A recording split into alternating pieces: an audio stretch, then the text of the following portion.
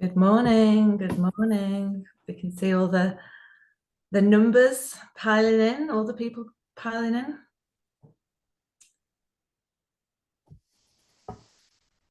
Good morning. You're all very welcome.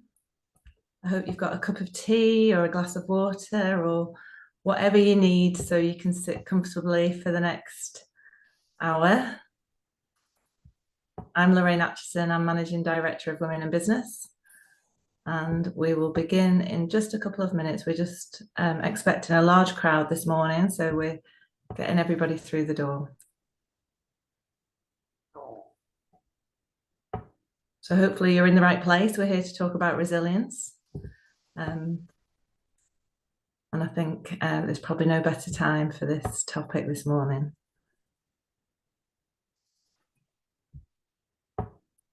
So we'll be going through to 11 o'clock. So do make sure you've got whatever you need so you can stay with us. But this is also being recorded, so you can also catch up in your own time, maybe when you're folding the washing or just looking for a break from your day. So we'll just give it another minute before we get started.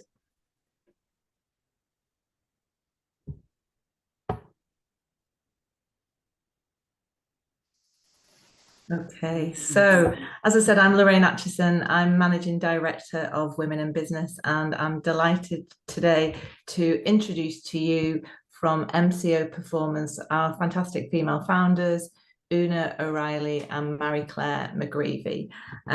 So over to you, ladies. Just as we're getting started, can you let us know where you are coming in from today? Are you bonkers in Belfast? Or are you killing it in Kilkeel? If you could put it into the chat as we go along.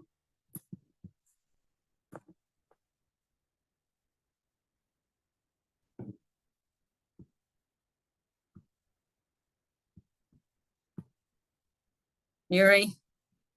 Nuts in Newry, is it?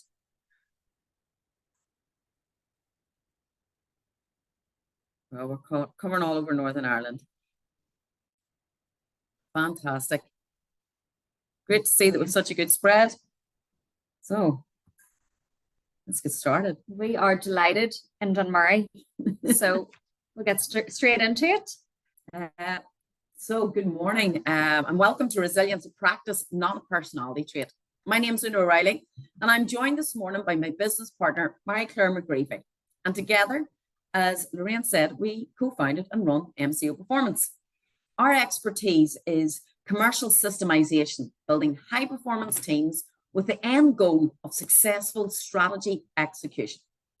We launched our business on the 1st of February and are just starting our 8th week. To give you a bit of background as to what we've been doing, we worked with Danske Bank, with their personal banking team, to design and deliver a leadership development program. On Friday, we were working with the Lightbulbs team, founded by David Mead, on a 12-month program that we co-designed for his team to support them to execute their growth strategy. And yesterday, we did a team building session on mindset in a fast growth e-commerce business, The Walk-in Wardrobe. And to date, with 9 clients that we're working with, and I freak out every so often.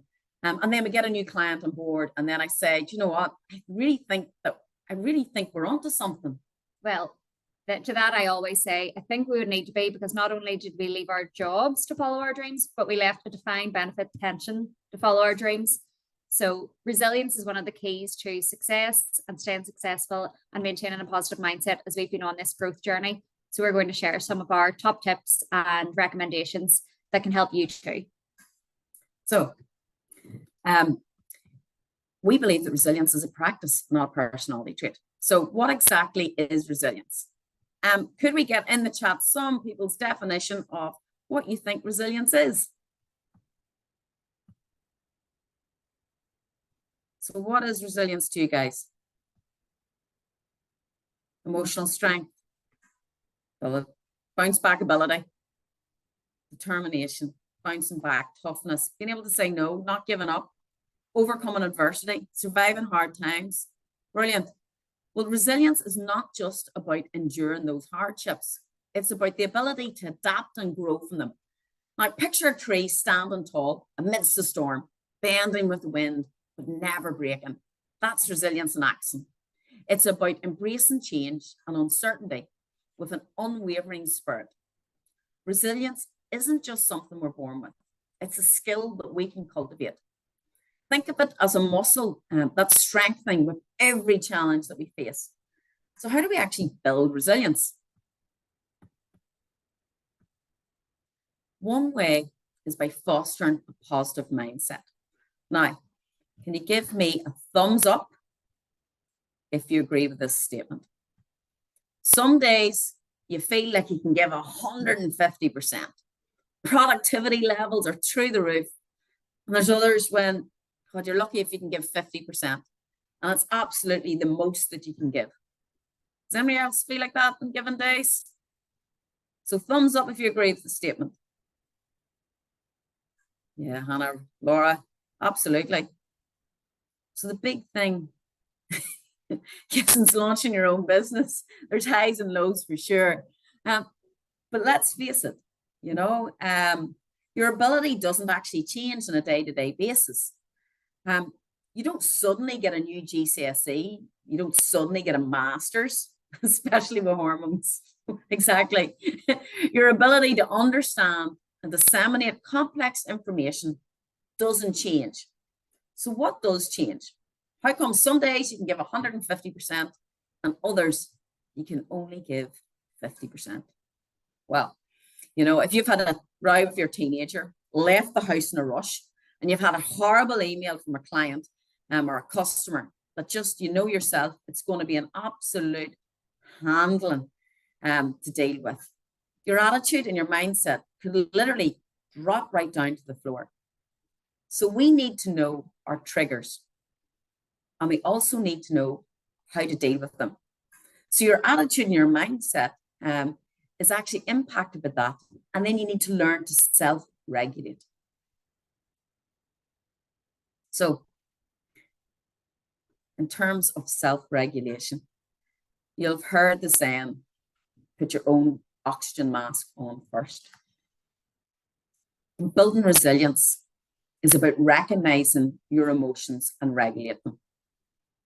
You know, this is something that we'll all heard of in wellness coaches. You'll have seen the memes. But I suppose a personal story, my son's adopted. And when he was really young, and even now, he would have found it really hard to regulate his emotions. So we went to see a child psychologist. And prior to seeing the child psychologist, there was a meeting set up with my husband and I to go and meet with the social worker and Mark, who was the child psychologist. And sure, I was bouncing from foot to foot, you know, and they took one look at me. I was full of nervous energy and I myself was not regulating. I wasn't being calm. I wasn't being in the moment. And they took one look at me and they said, you know what, you're deregulating the child. So I was adding to the challenge. And I had to learn and understand and know my triggers and then put in coping mechanisms to regulate my emotions, to stay in a positive mental attitude. And that was really about building resilience around it. But sure, you know yourself, the mommy of the house sets the tone. And if your mom was in a bad mood, didn't matter what was happening, the whole house was in a bad mood. Didn't matter what your dad was at. And as leaders within an organization and leaders within a team, you're the mommy of the house. And how you present yourself has a real impact in terms of the team and a real impact in terms of your resilience and your team's resilience and their ability to regulate themselves and stay in that positive mindset. So whenever you're in a mood or you're in the absolute worst of form, that's not the time to put a strategy in place. So it's a bit like my son and myself. We had to agree, okay, what are the triggers? So what was it that actually knocked us off? And then what could we do to regulate our emotions? For Keelan, it was about walking away and breathing. And for me and for him, we practiced box breathing, which was in for 4, hold for 4, and out for 4. And we did this together. And it helped us regulate in terms of building our strength around our resilience and our mindset to bring us back up. So we're going to have an interactive session here. I want to know, first and foremost, What are your triggers?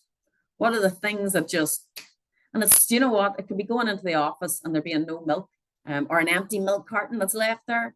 It can be traffic, it can be whatever, but if you could let me know, what are your triggers? Lack of clarity. Get that? Noise levels. Negative people feeling under attack. People full stop. Yes, all problems come on two legs, or not always. Change of expectations. Lack of authenticity. Negativity. People not turn off the lights. Was this? No, poor night's sleep. Too much to do. Overstimulation. People invading private space. You know, the kids playing up before you leave the house. Nightmare. I mean, there's nothing like them. My friend asked me today, she said to me, is it harder with teenagers? I goes, no, it's not harder. There's just much less reward because they no longer hug you or kiss you or give you any affection. Yeah, totally agree in terms of lack of clarity. It's a real challenge. And whenever we have these triggers, and unfortunately in today's session, we're not going to be able to stop the triggers. We absolutely do not have control over what will happen, but what we do have control over is our response and how we react to those and how we manage that. So there's an equation which is E plus R equals O. So E is the event, so that's the trigger, and you can either react to it or you can have a considered response, and that's what gives you the outcome, and that's where you've got real control. So the piece is, first and foremost, understanding your triggers. And then we'll talk about how to regulate with this. So give me a thumbs up if you've heard of the vagus nerve, and it's not Vegas, it doesn't Viva Las Vegas.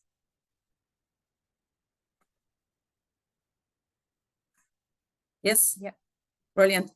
The vagus nerve, right? There's a real correlation, and the vagus nerve and strengthening it is a pathway. Yeah, it's got to brain connection.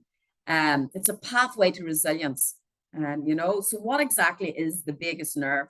Well, it's the longest nerve in the nervous system, and it connects your brain to your heart, to your lungs, and your digestive system, and all your vital organs.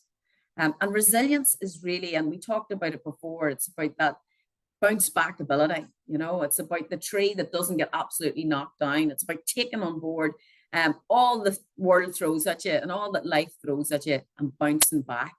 Resilience is the ability to adapt and recover from stress, adversity, trauma, lack of clarity, kids doing your head in. All of that is what resilience is. It allows us to navigate life's ups and downs with grace and determination. And as it turns out, the vagus nerve plays a crucial role in shaping our resilience levels. Now, one way the vagus nerve influences resilience is through its regulation and the parasympathetic nervous system, which is basically your rest and digest system. So whenever it's activated, the vagus nerve promotes relaxation, it reduces the heart rate, and it enhances your digestion.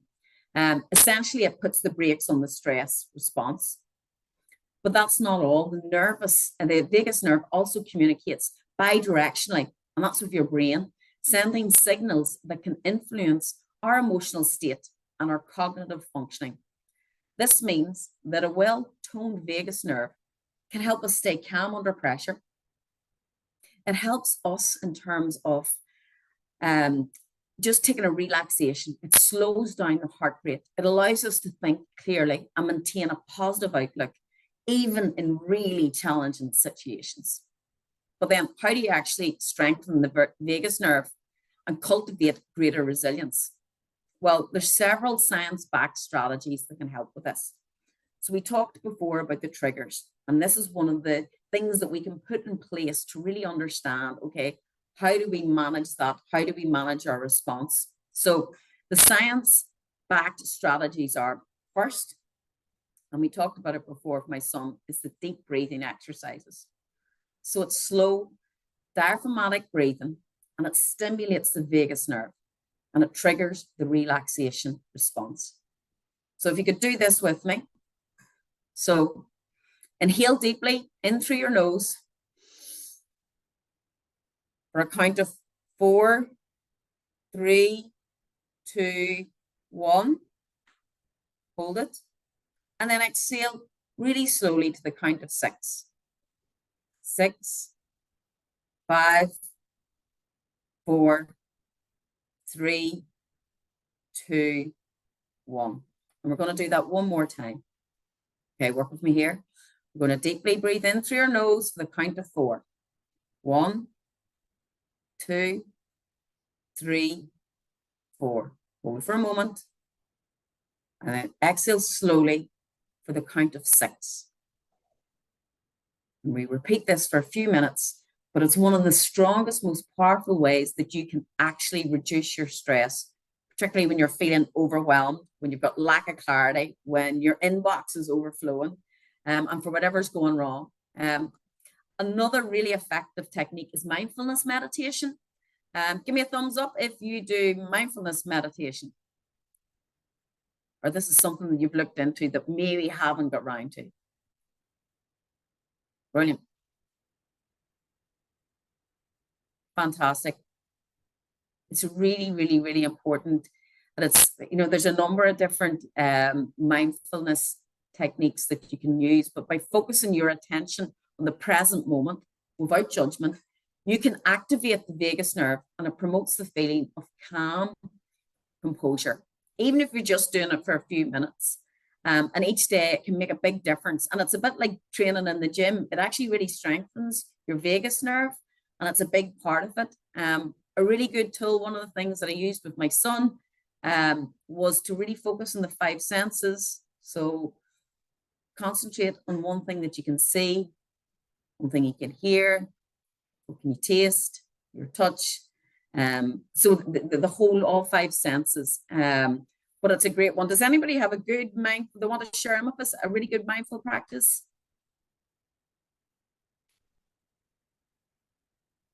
Does anybody have a good practice that they use? Staring at a lit candle, very good. The headspace app's good. The balance app's good. Just going outside, yeah. Apparently there's a whole school of thought in terms of your bare feet in grass, and how our energy and how it actually stimulates not just your vagus nerve, but how it actually rebalances. Cold water below your eyes. Grounding. Balance gives you a free first year. Very good. Thanks for sharing that, Lucy. Swim in the sea.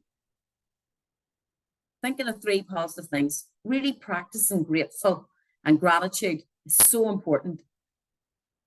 Shamanic ceremony, fire ceremony. I love it. No idea what it is. I'm going to have to Google this afterwards. Or does the Wild Atlantic shaman want to? It's brilliant, fantastic. Create a happy place in your mind and a really safe meditation, safe person meditation. I was in Copenhagen in September, and at the end of the conference, there was about 500-600 people, and they had a meditation at the end. And it was one of the things just to close your eyes and think of somebody that you wanted to send good vibes into the world. And it was, think of this person. First of all, you did it with yourself, and you thought, okay, may I be safe? May I be healthy? May I live a life of ease? And then you could pick somebody in your life, and you would say, oh, I'm going to give it to Marie Claire. I would say, maybe she be safe. May she be healthy. May she live a life of ease. And it was so nice in terms of sending gratitude out into the world, but it has a real impact in terms of driving your own resilience up. I know somebody had mentioned this before, but in cold water swimming, one of the great things, exposure to cold temperature, such as even taking a cold shower or immersing yourself in cold water, has been shown to stimulate the vagus nerve. It takes, even just taking that cold shower every single morning, even if it's just 30 seconds, it has or 30 seconds, it has a really positive impact. So being able to regulate through the initial shock of being hit by the cold water, be that in the sea or in your shower, it starts to build that vagus nerve. It starts to build that whenever your body does go into fight or flight, you've trained daily to regulate your emotions. So whenever you're hit with that, you go into a real sense of calm and a real sense of being in control. The vagus nerve is a really powerful ally in our journey towards greater resilience. And we have to train it like we do our muscles. And it's something that we should think about in terms of putting in place a daily training plan. It could be 5 minutes. It's called a loving kindness. Brilliant. So I want you to take a couple of minutes at this stage, and I'm loving this. It's a loving kindness meditation. Self-compassion is so important. Absolutely, Judith, 100%. Love it.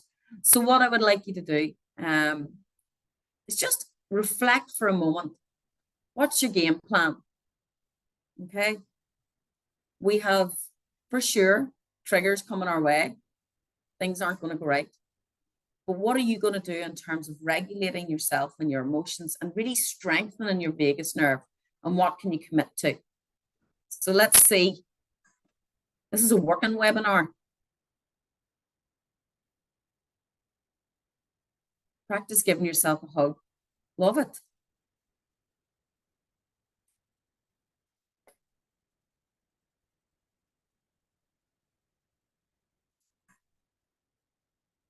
Brilliant. Okay. So guys, I suppose what we really want you to do is have this as an action point, and we'll talk about this later towards the end of the session.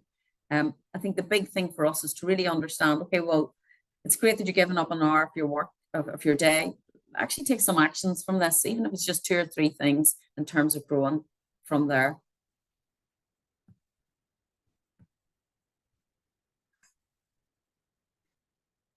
Definitely something to think about for us all, just what we can do in our day-to-day lives to make sure that we're strengthening vagus nerve. And so there's 99 of us on this webinar today, which is brilliant to see. So just because you mightn't have the title yet, or perhaps that you do, does not mean that you cannot be the CEO of your own life. So there's a management philosophy called the fish philosophy, and that was born out of the Pike Place Fish Market in Seattle. So if you've heard of either the fish philosophy or Pike Place Market in Seattle, just drop a thumbs up into the chat. And we're going to take a bit of a deep dive into the fish philosophy and what it kind of means in the context of resilience. Brilliant, Michelle. You've heard of it. Good stuff. So there are 4 principles of the fish philosophy, and these are play, be there, make their day, and choose your attitude. And the principle that we're going to focus on today is choose your attitude. And the premise behind this is that within the Seattle fish market, there was one particular counter that consistently outperformed its competitors by a significant amount. And I come from a marketing background, so if you take into consideration the 4 P's of the marketing mix, it wasn't that this counter had a better place. They were all in the same location, albeit there was a separate footprint in and around the market.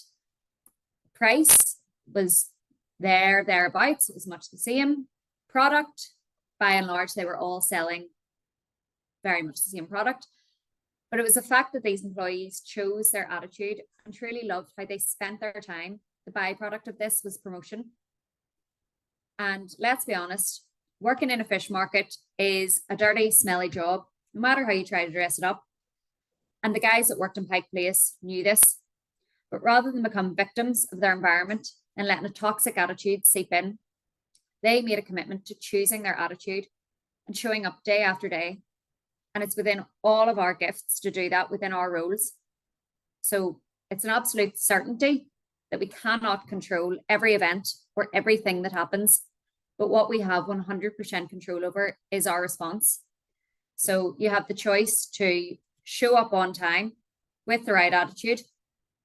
And if you feel emotionally deregulated, it's so important that we make sure to have a personal 3-step plan in place to get our heads back in the game and stop a bad moment from becoming a bad day.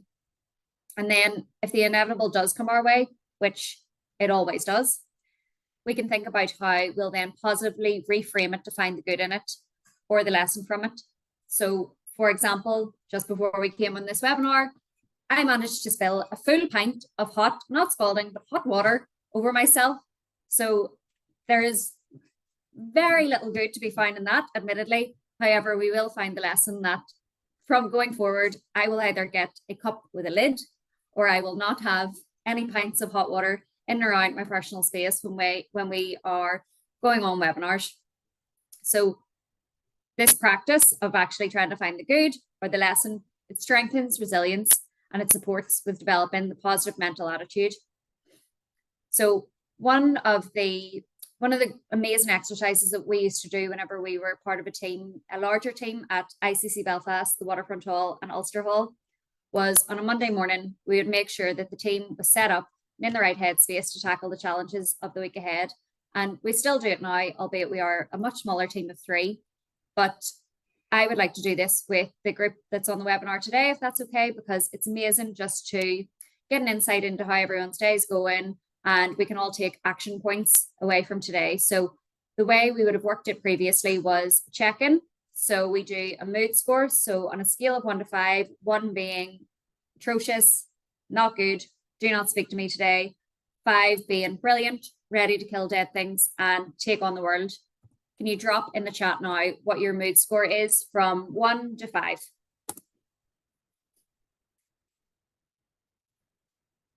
Okay, good to see, right? A few 5s, I think 3s mainly the predominant. 3, 5, brilliant, good to see, Maria. 3. Sometimes we went into like 3.75, but it's interesting to see. So what can we do?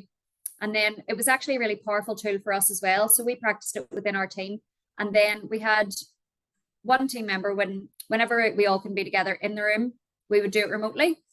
And it was really powerful for us because for a while we did it and one of the team members didn't actually check in, but we knew that them not checking in was also assigned to us, and it was assigned to us to reach out to the team members and make sure everything actually was okay, because it's not the case that everyone wants to talk about the reasons why their mood score is what it is.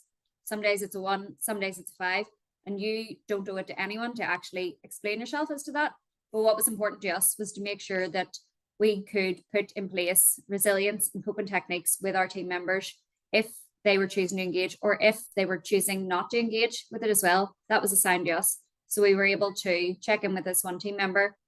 Turns out they had a lot of going on in their personal life, and it just allowed us to be a bit more compassionate and show a bit more empathy, because we can't all be a 5 all the time. If we were, it would be great, but there are ups and downs, and it's how we navigate the challenges in between that have an impact. And what we also did was the number 1 role specific priority for the week. So if we got nothing done apart from that, it would be a success for the week. So again, we're going to stay accountable, guys. If you want to drop into the chat, what is your number 1 role specific priority that you want to get wrapped up before the end of this week? That will bring us back up. So number 1 role specific priority. So in terms of adding the mood score, did it ever have a negative impact?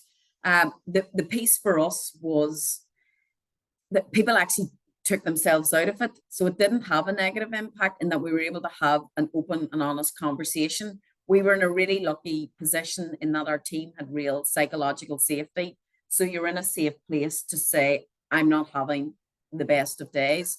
So it didn't bring everybody else down. We found it worked, particularly for some of our male team who maybe weren't as good at speaking up in terms of when they were having issues.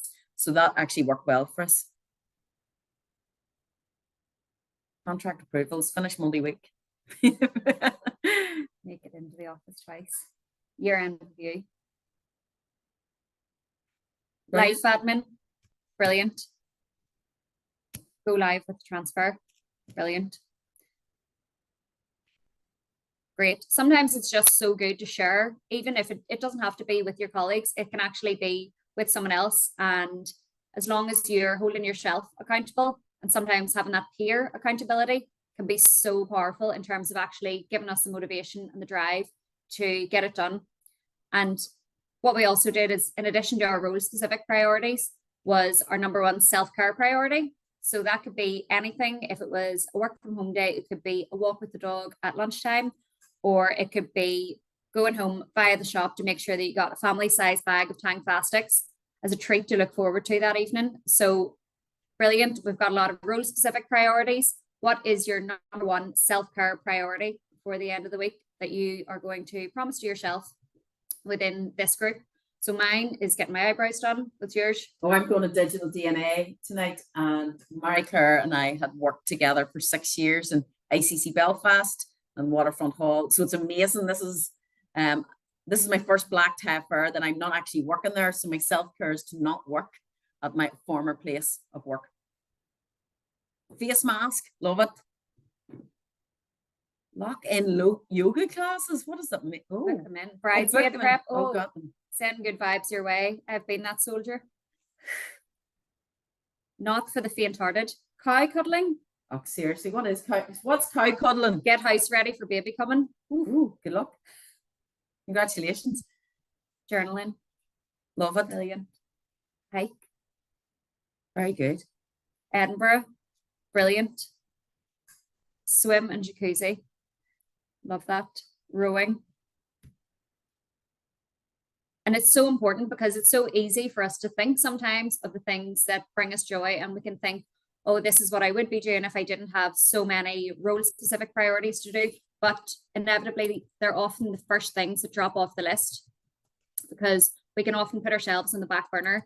But so tied in with resilience is actually taking time for ourselves, making sure that we're regulated at a personal level, first and foremost, so that we can show up and be regulated and resilient in a professional setting as well. You know what? It is so important to carve out me time. And I bet if we did a quick thumbs up about how many people have a to-do list, and the to-do list was all their work and role specific or family stuff. But how many people here have actually got a to-do list, which is self-care? Give me a thumbs up if you've got a self-care. Thumbs down if there's such a thing. But there's a reaction that shows no, I don't. We do need to get one, don't we?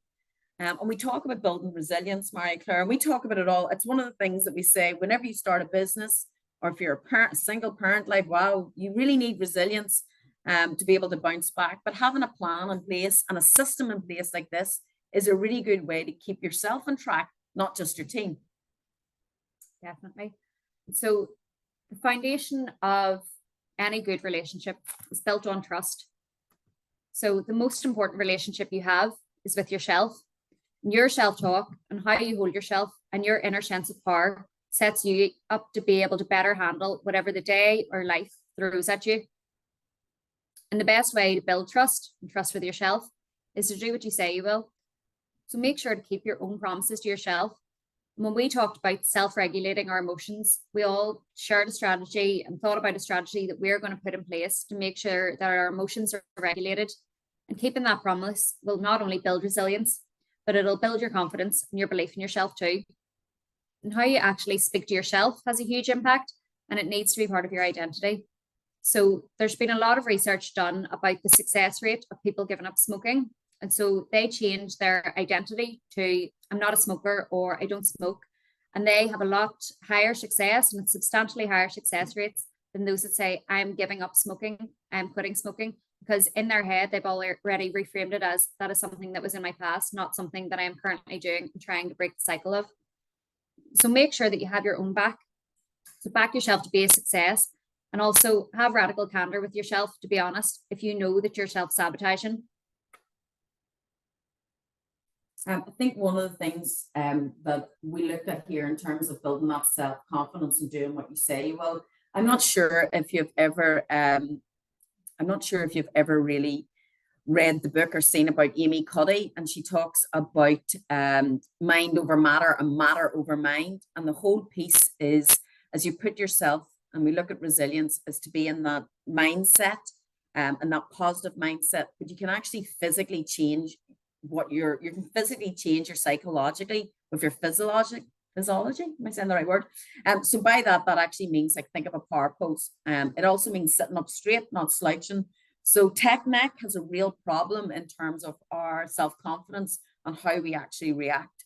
So today we've talked about resilience, we've talked about getting our head in the right place, but we also need to get our body in the right place. So we need to be sitting. So I want everybody now, before, I know we can't see you, but sit up, put your shoulders back, lift your head up, and really take up your space, because that's a big part of actually having resilience, is actually your physical presence as well as your mental presence in terms of what we do, and how the resilience and the vagus nerve is really built.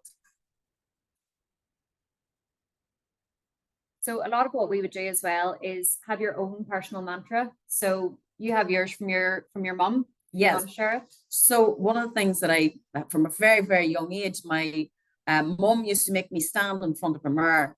She was way ahead of her time. And she used to say, now put your shoulders back, head up. So physically I was taking up the space. And then she would have me repeat confidence and confidence. Now go and put spake on anyone. And that was a real mindset shift for me in terms of being able to bounce back. For me, I often like to think of my mantra as being, things have a funny way of working out for me. And it's not that I'm just blown in any which way direction. It's always that things will work out. And if they don't work out, there will be a reason behind that. And there'll be something to learn from, to take into the next opportunity or challenge. And so would love to hear yours. Yeah. If you have a mantra, or if there's one that you're happy to share, please drop it in the chat now.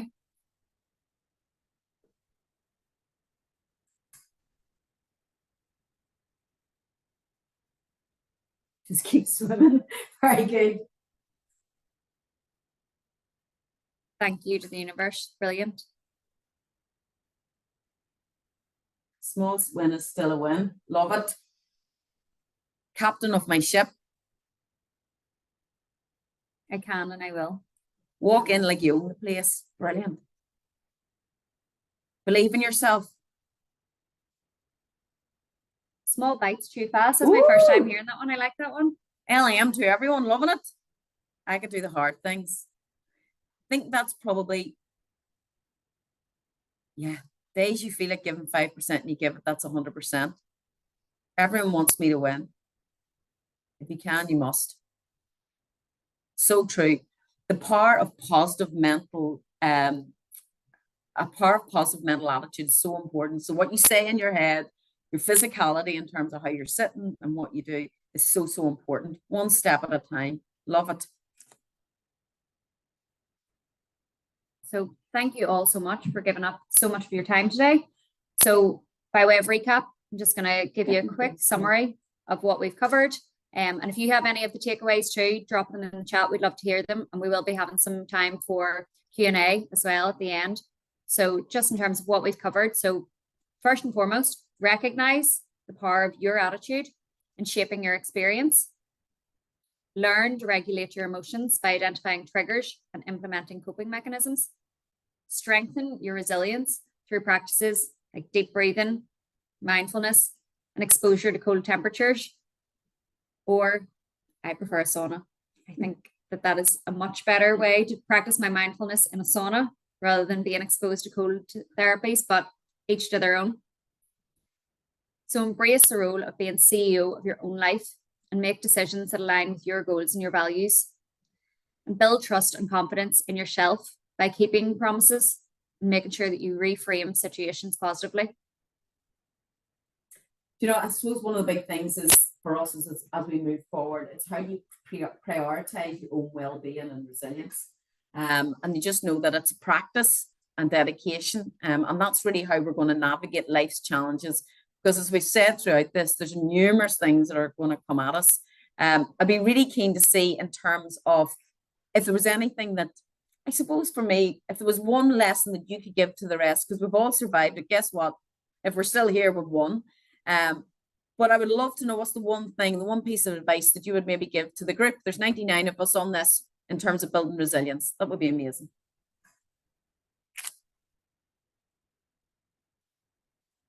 So what's your piece of advice? You've got, hang in there. Brilliant. I love that the H is small. It does look like you're hanging. You can and you will. Brilliant. Go for a walk in nature. Believe in yourself. You've made it this far. I am what I am. It is okay to be yourself. Everybody else is taken. Choose your battles. This too will pass. Brilliant. Look at sugar intake. This is so true. Sugar's worse than cocaine in terms of addictive levels. Enough. Get outside. Be kind to yourself. Hug a dog, if in doubt. Love it. Fantastic. Guys, do you know what? It's been absolutely amazing. We've really appreciated your time. I know that Lorraine's going to be coming in now in terms of the Q&As, but I think the big piece here is that you all haven't seen the answers and how you've engaged. You actually all have it within you in terms of resilience. The pieces that we can share and some links in terms of the vagus nerve, of what you could look at that. The slides are here as well, and I believe that there's recordings. So tough soldiers are given tougher battles. brilliant. So true. And all of us here have a 100% track record against our bad days. So we're unbeaten. And it's worth bearing that in mind. So we go into the Q&A for questions. Okay, we've just popped in. Thank you, Una. Amazing. So we've got the chat and we'd love to hear some questions from everybody. If you can put your messages to everyone, just at the bottom, you can see there's a choice. You can do it to the host or panelists. It's great to be able to see questions. So now is your time. I think it's fascinating to even hear Una and Marie Claire's background, the resilience required to leave a well-paid job and a pension. And to set up your own business is in itself a mean feat. And I think also the reality of what we're all going through, you know, we run webinars and go to meetings and we pour pints of water over ourselves, don't we? I mean, but it's life, and I think that bounce back is so critical, and recognizing that happens to us all is really important. So any questions from anybody? I think while people are thinking, I guess one of the things that struck me was there's a number of strategies that you've both shown. Would there be one, you know, if we wanted to cheat and just, you know, is there one strategy that we could just adopt that'll be most helpful? Is there one that you would kind of put above the others, particularly if we're in a moment of kind of feeling just completely overwhelmed and not resilient?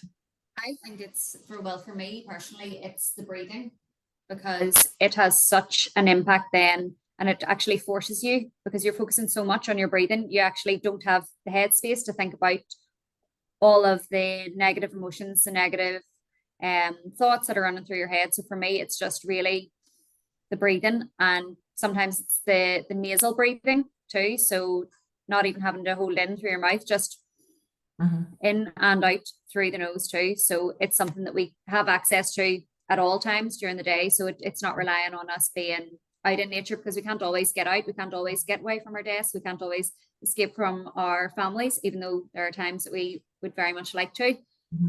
But for me, it's just that ability to have something in your back pocket that you can tap into at any time. I think breathing is really important. I get that. One of the things that I do every day is I have a cold shower. And I have a hot shower first, as Marie Claire asked me, do you wash like with hot water first? And I was like, yes, I do. But at the end, I finish off with 30 seconds to a minute. Oh, wow.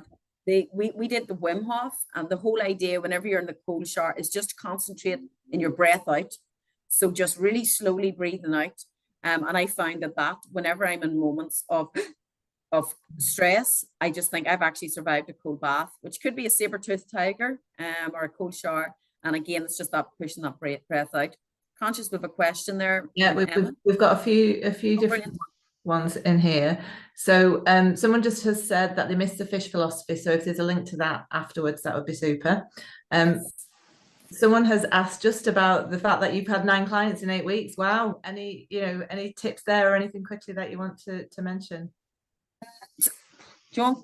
Well, we talked about starting a business we've worked together for 6 years, and we talked about starting a business for probably 5 of those years. And we talked, like, at one stage we were going to buy a car park. We realized we didn't have the capital available to buy a car park, but we knew that what we wanted to do was using our complementary skill sets. So I think what we've done is set up meetings. We've probably had meetings and, you know, made introductions of our business to like well over 100 people at this stage. And think the big thing for us is that we genuinely really are passionate about what we do, and we recognize the fact that it's potentially there's been no better time to start a business like ours than now, because we were even saying, you know, coming back after post-pandemic, people weren't as used to online meetings before, so we've been able to use the power of our network and actually, you know, make appointments with people who are based in Chicago, based in the UK, whereas before for us to actually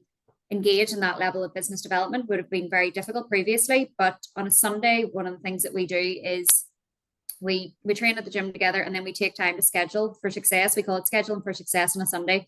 And we sit down and we actually say, right, what do we want to do? And we, at the start of this year, set out a vision board as well. So we have clients and projects that we would love to work on. So they would be the guys that we would love to have in their logos and our pitch decks. And we've got revenue and profits that we want to do, and we want to hit. We have places that we want to visit, and impact that we want to have. So it's impact in terms of engaging with the industry and actually having our voice and using it as well to engage with causes and, you know, things that we're passionate about. So last week, for example, was the Sisters In celebration event, and Una's a board member of Sisters In, and I was a mentee this year. So it was actually, we were able to use the time that we had to focus on those kind of projects. And then we've got a list of fun things that we want to do as well. So for us, you know, having 8 clients on board or 9 clients on board so far it's been brilliant. But a lot of the work that we've done until this point has actually set us up. So it hasn't been just 8 weeks in the making. Realistically, it's been 6 years in the making, but we've harnessed the opportunities and we've actually put our hand up and asked for it. So one of the places on our vision board that we want to do business in is Switzerland. And we sat the other day and we were doing scheduling for success, and we've just thought, Switzerland's not going to phone us up. They're not coming to us. So we have to actually put in plan in place, take action. How are we going to leverage our network? So Una used to work for the IFA. She has now reached out to one of our contacts in UEFA. We have a call set up with them. So whether it happens or not, we don't know, but it's a first step. I think the big thing in terms of resilience, if we bring it back to it, is that we've had 100 calls. We've only 9 clients. So we had 91 no's or 91 not yet. Not yet, not yet. And I think that's when we bring it back to this in terms of how we do it. It is about being grateful for whenever we do get the opportunity. It is that you're turning around and you're setting out, well, this is my vision. So we made a plan for success. We didn't hope that it would happen. We made a plan in terms of every Friday, we do 3 things we're grateful for in the week. We do a quote of the week, and typically the quote of the week is something like, it's not a leadership quote. It's somebody said something crazy to us, you know, like, do you know what you girls should do? You should get yourself in Stephen Bartlett's diary of a CEO. That would help. And we're like, yeah, that'll be easy. We'll just message him here, you know, 3 million people listen to this. Yeah, but that was the quote of the week. And then we do the one learning. And one of the learnings was not to get scammed. So we nearly got scammed. I fell for a scam, an online scam, but we just in the nick of time didn't lose our money. So that would be a big part of it. I love that. I mean, you've just said so much there, which just screams resilience, and the comments that are coming up here, you're clearly just inspiring everybody with your own resilience. And I love the vision board actually as well, that idea that this is completely thought through, and you've said quite clearly, this is who we want to work with. These are ambitions. And so there's a real message there in planning this. It just doesn't happen. You have to, and it sounds like from some of the habits that you talked about, again, we need to look after ourselves. We need to timetable self-care. We need to think about what is that one priority, which would help me know my work has done well this week. So there's a real message there about planning. And there's a question at the top there about whether you have a coach or a mentor. And I guess it's interesting that you're both involved with Sisters In, which is a mentoring program for schoolgirls. So any comments on coaching and mentoring? I've had mentors, like we both have our whole lives, like from I was like in my 20s. I've had a number of mentors, some that are formal, ones that are I've sort of taken them up. They've taken me on, and also you've got mentors and mentees. Yes, and a lot of the time people, you know, they're apprehensive about, and I know it was one of the things I've been turned down. You know, people have said to me straight up, I actually wouldn't have the time at the minute. I have other and for me as well, you know, a number of the people that I would have approached, they're busy, you know, they're career focused women, and they've also got families too. So they didn't have time to take on a mentee, which I completely respect. And it was so nice to actually receive that refreshing honesty to say, I wouldn't have the time, but it's not that someone doesn't want to help you. It's they are actually putting on their own oxygen mask first and saying, I don't have the time right now, but of course I will support, champion you, you know, say your name in a room where there's opportunities for you. Absolutely. And as well as that, it doesn't always need to be a formal relationship in which you say, you know, in the third week of the month, we're going to sit down, have an hour-long, you know, mentoring meeting. It can definitely be informal. So if it's quarterly, or if it's just, you know, there is so many opportunities to engage with mentors and mentees nowadays. So even the Sisters In program. Women in engage business have a great We have membership. great Yeah, we membership do as have a well. brilliant mentoring program. Absolutely. Yeah. No, we Can do. engage with people online as well. So it could just be, rather than trying to schedule in, you know, a monthly meeting in person, you know, we're all busy. We all have a lot of competing priorities, but it can just be sometimes to get even 15 minutes on a Zoom call or message back and forth just to say, you know, this is a challenge I'm facing in work. How would you approach it? And sometimes it's just someone coming in completely from an outside environment and they're just looking at the situation. They're not looking at the characters involved in the situation, and they can actually offer you really impartial advice, which I think is really important too. Thank you. I noticed there's a question in the Q&A there from Emma. She's asking, do you find your resilience different now compared to before you were a parent? Do I find it? Do you know what? I think parenting strengthens you. You know, my son's adopted, so it was a different setup. Like I went from being the business development director at the Northern Ireland Chamber of Commerce to within 6 weeks of being matched with Keelan to being like a slave lady, to this 18, 19-month-old child. So it really did test my resilience. I think possibly parenthood makes you realize this too will pass. So I know somebody had mentioned that as their piece. So you just have a different set of markers in terms of what builds you up. But yeah, it changes / tests you to your limit. Lovely, thank you. I'm just seeing if there's anything else in the chat. I think we have covered most of it. I think the points that you make about the breathing, Marie-Claire, were really important in that everybody could just do it wherever they are. So they could be in the car with the kids, or they could be in a difficult meeting, or they could be at home, and they can just do that breathing and that settling. And literally, as you were speaking, I use the opportunity myself to breathe. And so I think that's a really easy, free takeaway that everybody could just do straight away, can't they? And it's brilliant to hear that. Definitely. Well, We had one of the questions in the chat there was, do you think your resilience has changed since becoming a parent? And then one of the questions, or one of the comments in the chat earlier, was that they were doing bridesmaid prep. Your resilience will absolutely change after being a bridesmaid, after being a bridesmaid time and time again. I would argue that it's up there. There might be a couple of different schools of thought on that one, but I would say if you can deliver successfully as a bridesmaid, you will be potentially rewarded with being invited to be bridesmaid time and time again, but you will build up a high level of resilience. You will learn communication skills, when to bite your tongue. Definitely. I think that has to be up there. 4th time. No better woman than Laura. Wow, that is super. Well, listen, we are only a few minutes before 11, and we'll probably use the opportunity to wrap up now. But Una and Marie-Claire, thank you so much for an incredible session. There's so many takeaways there.